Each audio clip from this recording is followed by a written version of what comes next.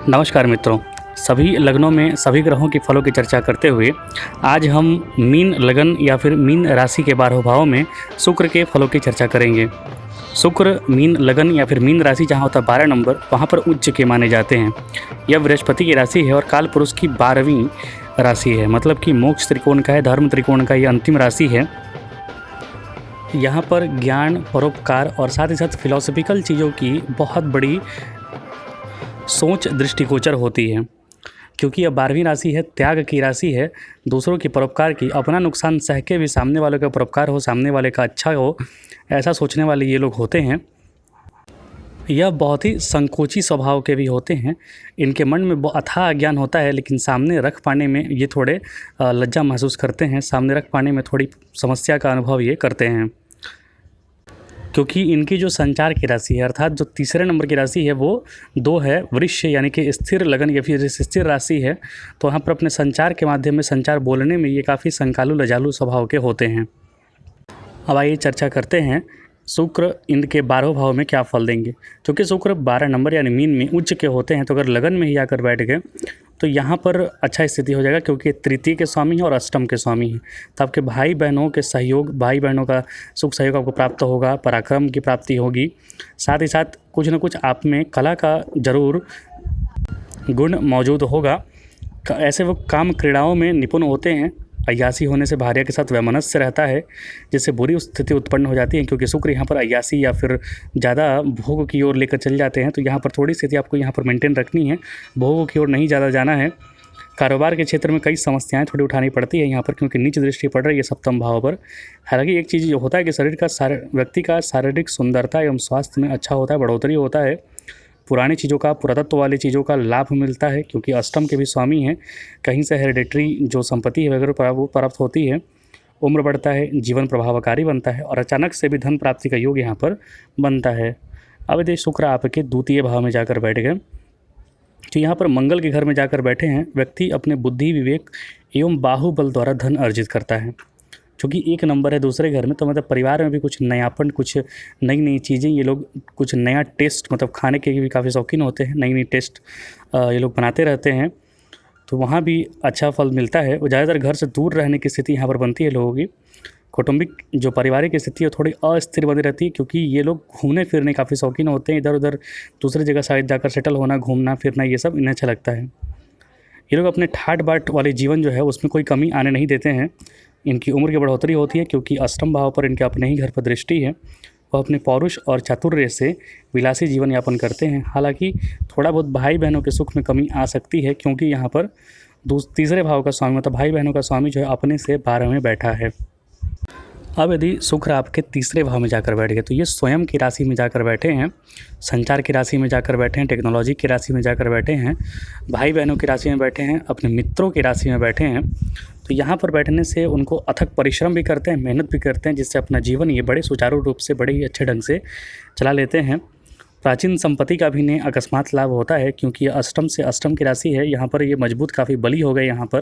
तो इन प्राचीन चीज़ों का, अचानक से धन प्राप्ति का, सट्टा वगैरह में, सेंसेक्स वगैरह में इन्हें फ़ायदा का लाभ मिलता है। अचानक से कहीं से संपत्ति की भी प्राप्ति होती है।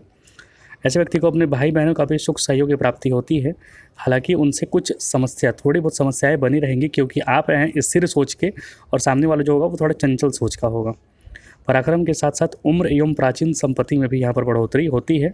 भाग्य पर दृष्टि पड़ रही है, नवम भाव पर दृष्टि पड़ रही है, तो भाग्य में भी बढ़ोतरी होती है और व्यक्ति गुप्त विद्याओं की ओर ज़्यादा अग्रसर होता है, क्योंकि यहाँ पर गुप्त विद्या है अष्टम नवम भाव में।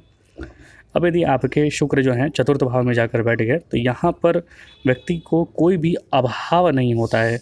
सब चीज़ें उसे, माता, भूमि, भवन, वाहन, मकान, ये सब चीज़ें मिल जाती हैं उसे।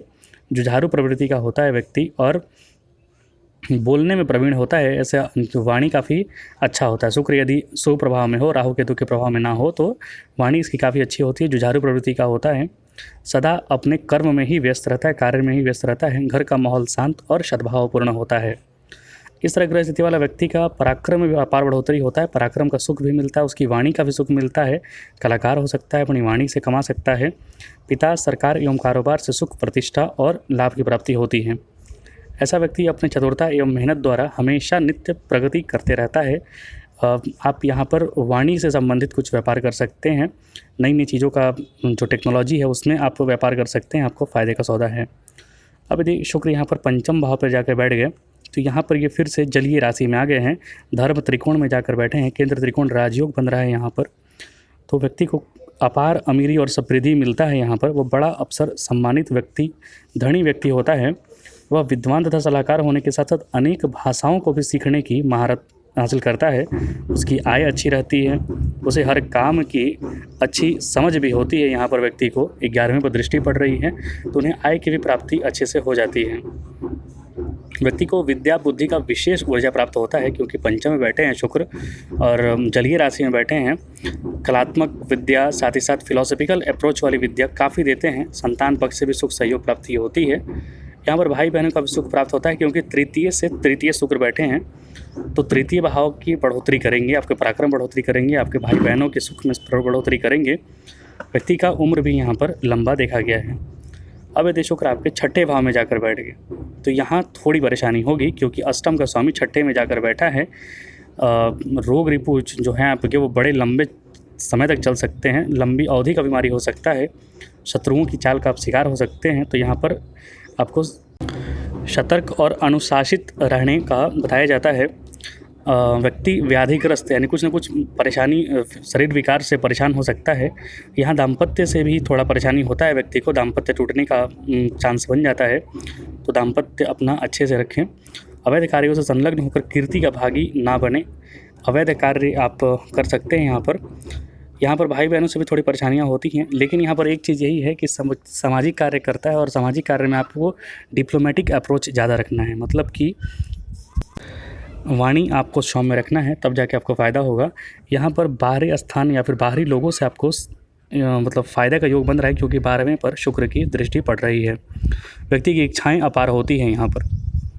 अब यदि शुक्र आपके सप्तम भाव में जाकर बैठ गए तो यहाँ पर बृहस्पति जो शुक्र हैं वो नीच के हो जाते हैं। तो शुक्र के नीच के होने से थोड़ी परेशानी होगी। व्यक्ति के जीवन में भारिया की कमी, पार्टनर की कमी यहाँ पर महसूस होती है और अच्छी जगह विवाह होकर भी थोड़ी परेशानियाँ बनी रहती हैं। कारोबार के क्षेत्र में कष्ट एवं समस्याओं का सामना करना पड़ता है। उसे भाई बहनों का सुख भी यहाँ पर प्राप्त नहीं हो पाता है, वहाँ पर थोड़ी कमी बनी रहती है क्योंकि तृतीय का स्वामी सप्तम में जाकर नीच का हो गया है। अपने शरीर का विकार से बचाइए, अत्यधिक भोग की ओर ना जाएं तो बेहतर है, अन्यथा अय्यासी पर अपना सारा धन आप लुटा देंगे। वह अधिक सहन शक्ति वाला, स्मरण शक्ति वाला होगा। अनैतिक कार्य से भी नहीं चूकता है ऐसा व्यक्ति। पराक्रम में कमी रहती है तो यहाँ पर आपको अपनी जो चरित्र है उसको संभालना है और साथ साथ जो आप कार्य कर रहे हैं उसका ज़रूर चिंतन मनन करना है कि वो सही है अथवा गलत है, अन्यथा आप गलत की ओर धीरे धीरे अग्रसर होते चले जाएंगे और उस दलदल में फंस जाएंगे। अब यदि शुक्र आपके अष्टम भाव में जाकर बैठ गए तो ये अपने ही घर में जाकर बैठे हैं। शुक्र अष्टम में आपकी आयु को बढ़ोतरी करेंगे, साथ ही साथ आपकी पुरानी चीज़ों से लाभ, मतलब हेरिडिटरी कहीं से आपको संपत्ति की प्राप्ति हो सकती है। इन सारी चीज़ों की ओर शुक्र आपको लेकर चलेंगे। जो आप सीखेंगे गुप्त विद्या, मतलब ज्योतिष वगैरह, उसको आप समाज में रख भी देंगे सामने और उससे आप कमा भी लेंगे। ऐसा जो कुंडली होता है जिसका व्यक्ति का, वो जीवन चक्र में काफ़ी प्रभावशाली रहता है। हालांकि इसका अगर थोड़ा सा नेगेटिव प्रभाव पड़ा तो व्यक्ति स्वार्थी, कामचोर तथा बेपरवाह भी होता है। उसके पास धन का अभाव नहीं होता है। हालांकि परिवार अव्यवस्थित रहता है क्योंकि ये सुख की ओर, भोग की ओर ज़्यादा भागते हैं तो परिवार को व्यवस्थित ढंग से नहीं रख पाते हैं। तो यहाँ पर यही चीज़ है, शुक्र का मतलब सामने वाले स्त्री का आपको सहयोग करना है, इज्जत करना है, तब शुक्र का फल अच्छा मिलता है।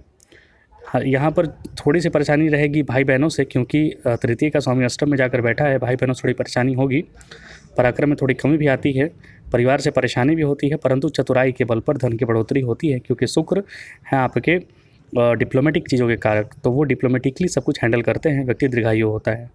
अब यदि शुक्र आपके नवम भाव में जाकर बैठ गए तो यहाँ पर थोड़ी परेशानी होगी क्योंकि अष्टम का स्वामी नवम में गया है। व्यक्ति के बने बनाए काम जो हैं ऐन वक्त पर ख़राब हो जाते हैं।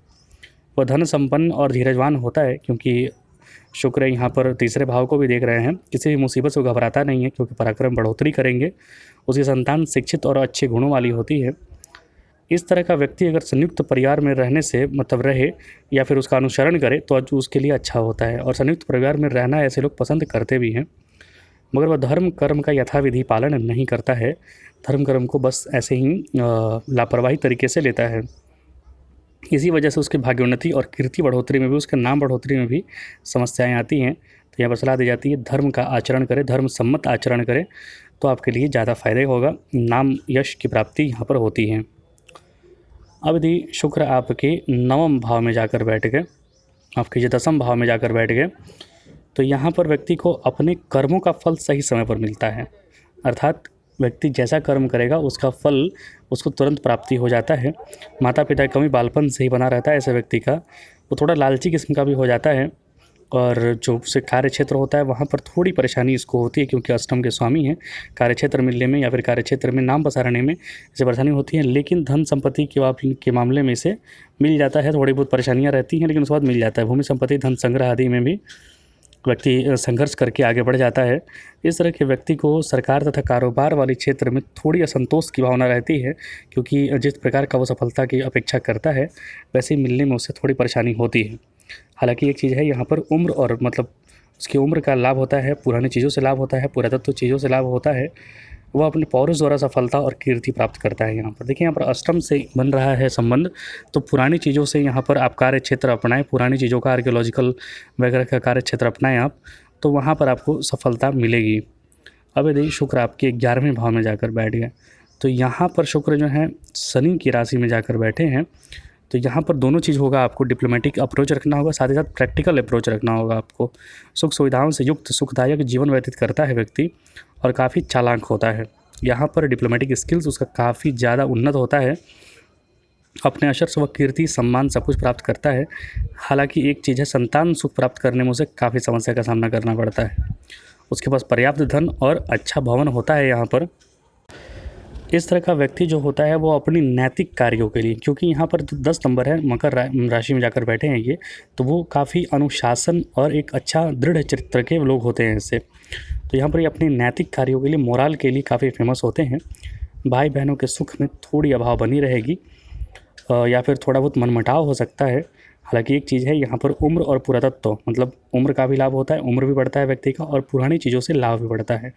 वह अपनी मेहनत द्वारा अच्छी तरक्की प्राप्त करता है, क्योंकि 11वें भाव में शुक्र बैठे हैं, लाभ प्राप्ति के योग बनाएंगे। अब यदि शुक्र आपके 12वें भाव में जाकर बैठ गए, तो यहाँ पर थोड़ी परेशानी होगी। अगर यहाँ पर गुरु बृहस्पति मजबूत हैं तो विपरीत राज्यों का फल तो मिलेगा, लेकिन विपरीत राज्यों में ही विपरीत लगा हुआ है, मतलब कि संघर्ष के बाद मिलेगा। तो व्यक्ति बिना लड़ाई के बार बार फंसता रहता है, जिससे इसका खर्च ज़्यादा हो जाता है। हालांकि वो देखने में काफ़ी कामुक होता है, उसका घर के सदस्यों के साथ लड़ाई चलते रहता है, किसी भी बात को वो समझने का पूरा प्रयत्न नहीं करता है। तो यहाँ पर थोड़ी परेशानी है। भाई बहनों का थोड़ा सुख कम मिल सकता है यहाँ पर, क्योंकि भाई बहनों का स्वामी 12वें चला गया है। इस तरह ग्रह स्थिति वाले व्यक्ति को उम्र एवं पुरातत्व, मतलब उम्र का भी थोड़ी हानि होती है और पुरानी चीज़ों का भी हानि होता है। स्वास्थ्य संबंधी परेशानियाँ बनी रहती हैं, भाई बहनों के सुखों में कमी आती है। हालांकि वो अपनी चालाकी से, अपने डिप्लोमेटिक स्किल्स से अपने शत्रुओं पर सफलता प्राप्त कर लेता है। बाहरी स्थानों से वो लाभ कमाने की कोशिश करे, थोड़ी परेशानी के बाद वो बाहर के स्थानों से लाभ प्राप्त करता है। ये शुक्र के मीन राशि या फिर मीन लगन के 12 भाव में एक संक्षिप्त फलों की चर्चा मैंने की। कुछ त्रुटि लगे तो आप कमेंट बॉक्स में लिख सकते हैं, या फिर कुछ पूछना हो तो भी आप कमेंट बॉक्स में लिख सकते हैं। कृपया चैनल को लाइक, सब्सक्राइब, शेयर जरूर करें। देखने के लिए बहुत बहुत धन्यवाद।